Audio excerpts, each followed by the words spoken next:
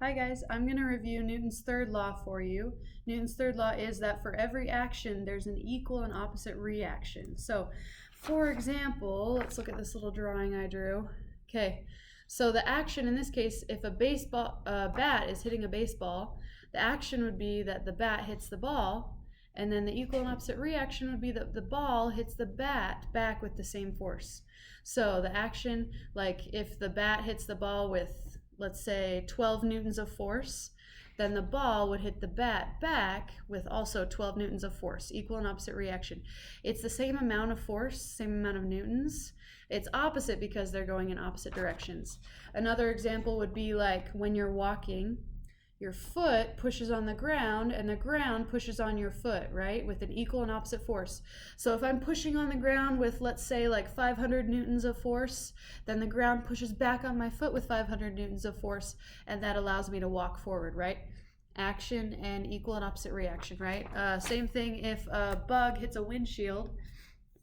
Let's say the bug hits the windshield with maybe 10 newtons of force, then the windshield hits the bug back with 10 newtons of force.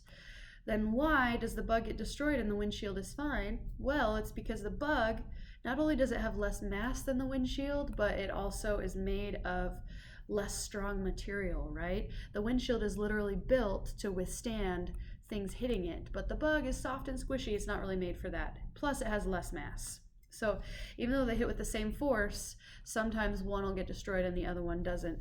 Kind of like our egg drop. The egg hits the ground with the same force that the ground hits the egg, but the egg gets destroyed because it can't handle the same amount of force that the ground can, right? Okay, you also need to know how mass and acceleration can affect the force it hits with. So check out this data we've got here. I just want you to look at this top data table. Ooh, that's kind of hard to see. Okay, so just the top data table on here. You can see we changed the mass of an object. Maybe the object is like an Amazon package that we're throwing off of a building or something. So just some kind of cardboard box with stuff in it, an Amazon package. Okay, so we changed the mass of the package every time, kept the acceleration the same, 10 meters per second squared, and you can see that when we changed the mass, that also changed the force. In fact, if we increase the mass, like from 2 kilograms to 5 kilograms, the force increases from 20 to 50. So the more mass something has, the more force it's going to hit with if you keep the acceleration the same. See that?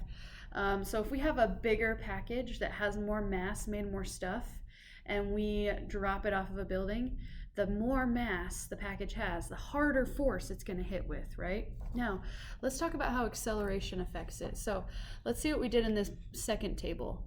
In this one, they kept the mass the same, so every Amazon package had 2 kilograms in this case, but they changed the acceleration.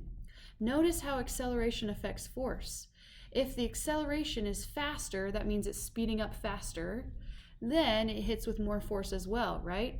So if you want to protect that package that you're dropping off of a building, you would want it to have less mass, because less mass hits with less force, and you would want it to have less acceleration, because less acceleration is going to hit with less force as well. So think about some ways you could protect that package from the collision of hitting the ground below. Maybe you could reduce the acceleration by making a parachute. A parachute catches the air as it's falling.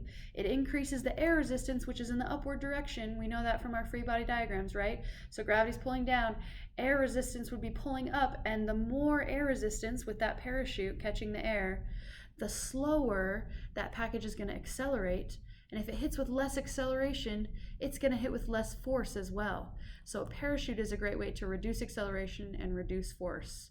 And if it's a smaller package, smaller mass, it also hits with less force, okay? So think about that. Think about some other ways you could protect a falling object from the collision of hitting the ground. And remember, Newton's third law, for every action, there's an equal and opposite reaction, okay? I hope that was helpful, and good luck on the test.